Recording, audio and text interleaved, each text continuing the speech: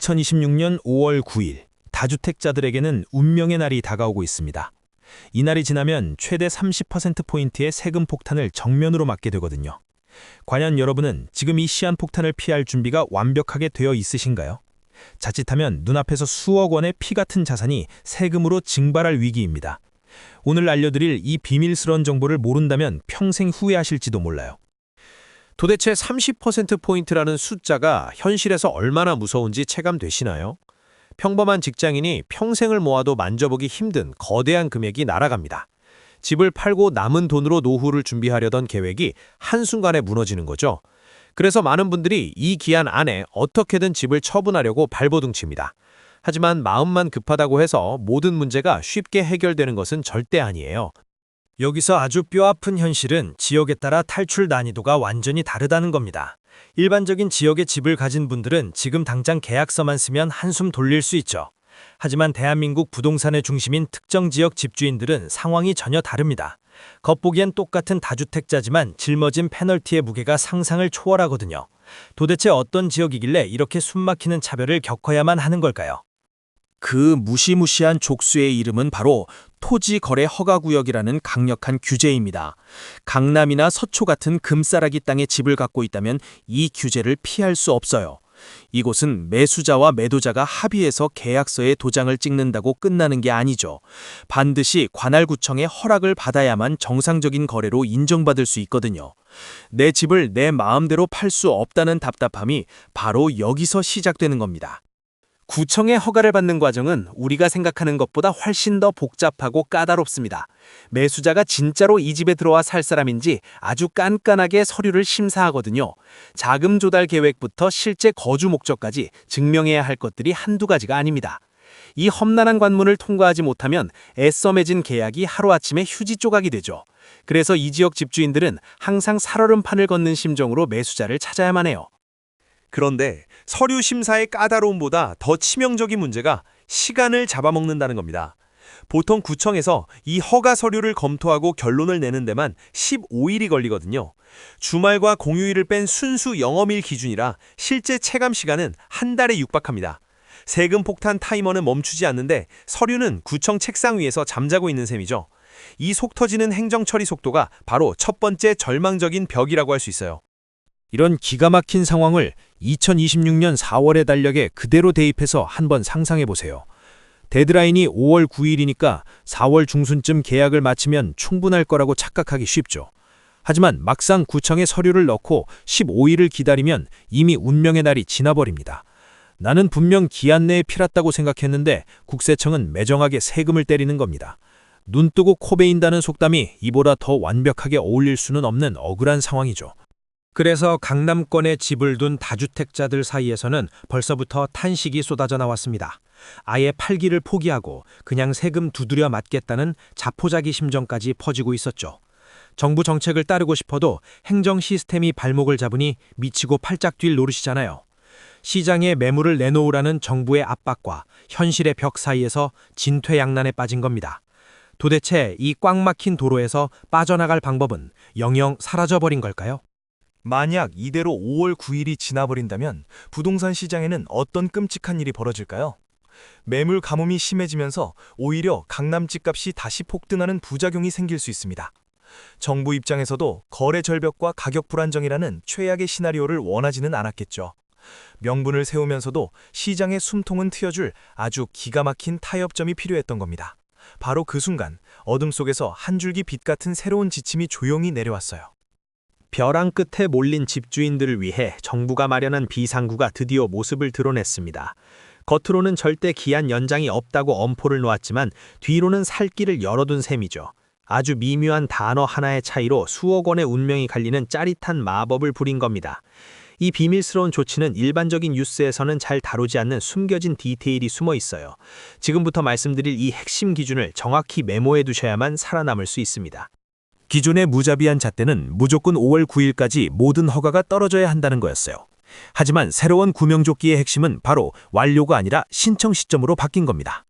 즉 2026년 5월 9일 밤 11시 59분까지만 구청에 서류를 밀어넣으면 되는 거예요. 심사 결과가 5월 20일에 나오든 6월에 나오든 정부가 묻지도 따지지도 않겠다는 겁니다. 꽉 막힌 관공서의 행정지연 리스크를 정부가 스스로 인정하고 배려해준 파격 조치죠. 단어 하나 바뀌었을 뿐인데 시장의 체감 온도는 한겨울에서 봄날로 확 달라졌습니다. 더 이상 구청 공무원의 일처리 속도 때문에 밤잠을 설치며 불안해할 필요가 없어진 거죠. 4월 말이나 5월 초에 극적으로 나타난 매수자와도 여유롭게 계약을 진행할 수 있습니다. 시간에 쫓겨 헐값에 근매로 던지려던 집주인들에게는 그야말로 기적 같은 동화줄인 셈이에요. 하지만 여기서 끝났다고 환호성을 지르기에는 아직 우리가 넘어야 할 산이 남아 있습니다. 신청만 하면 일단 세금 폭탄의 뇌관은 뽑히지만 완벽하게 해체된 것은 절대 아닙니다. 구청의 허가가 떨어지고 난 뒤부터는 또 다른 시간과의 치열한 싸움이 시작되거든요. 정부는 잔금까지 모두 치르고 등기를 넘기는 최종 데드라인을 아주 엄격하게 정해뒀어요.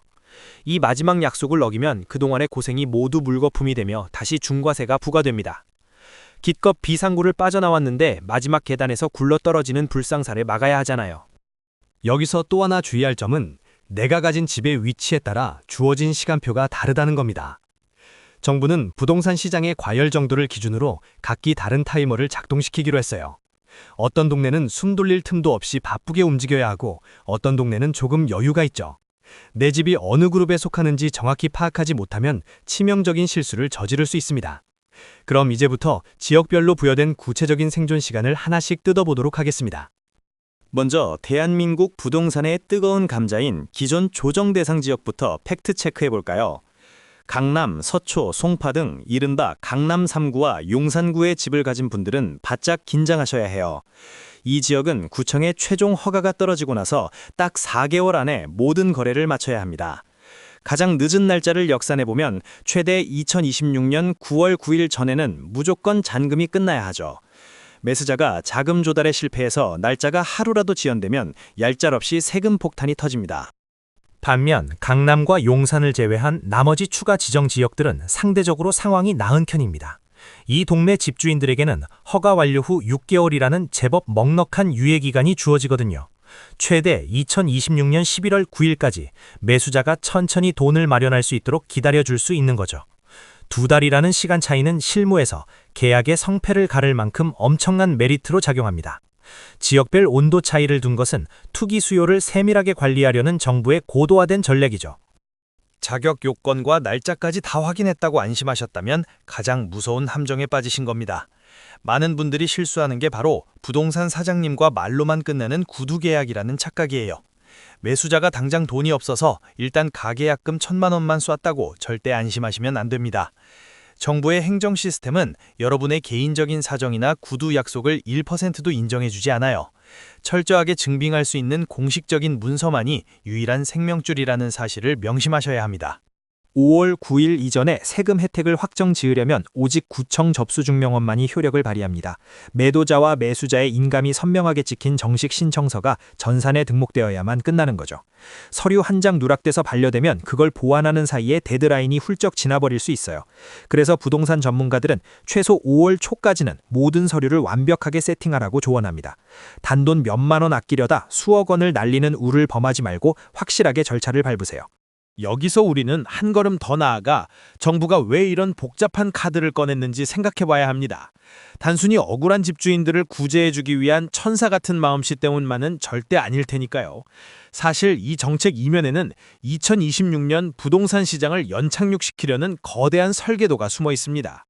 중과 유예를 갑자기 확 끝내버리면 시장에 엄청난 충격파가 온다는 걸 정부도 알고 있는 거죠. 규제와 완화 사이에서 절묘하게 줄타기를 하며 시장의 반응을 살피는 고단수 전략인 셈입니다. 겉으로는 정책이 끝난다고 겁을 주면서 속으로는 유예 기간을 살짝 연장해준 이 절충안. 이것은 시장 참여자들에게 거래를 멈추지 말라는 아주 강력하고 은밀한 시그널을 보낸 겁니다. 명목상의 원칙은 지키면서도 현실적인 부작용은 영리하게 피해가는 행정의 묘미를 보여줬죠. 덕분에 다주택자들은 퇴로를 확보했고 매수자들은 양질의 매물을 고를 기회를 얻게 되었습니다. 정책 하나가 시장 전체에 숨통을 트여주는 나비 효과를 제대로 보여주는 교과서적인 사례네요. 이제 비상구의 존재가 알려졌으니 2026년 봄 시장은 폭풍 전야의 긴장감에 휩싸일 겁니다. 허가구역에 묶여 눈치만 보던 수많은 다주택자들이 일제히 매도 버튼을 누르기 시작하겠죠. 특히 3월과 4월이 되면 평소에는 구경조차 하기 힘들었던 초특급 매물들이 쏟아질 수 있어요. 수십억을 호가하는 강남의 알짜 아파트들이 경쟁적으로 시장에 등장하는 진풍경이 벌어집니다.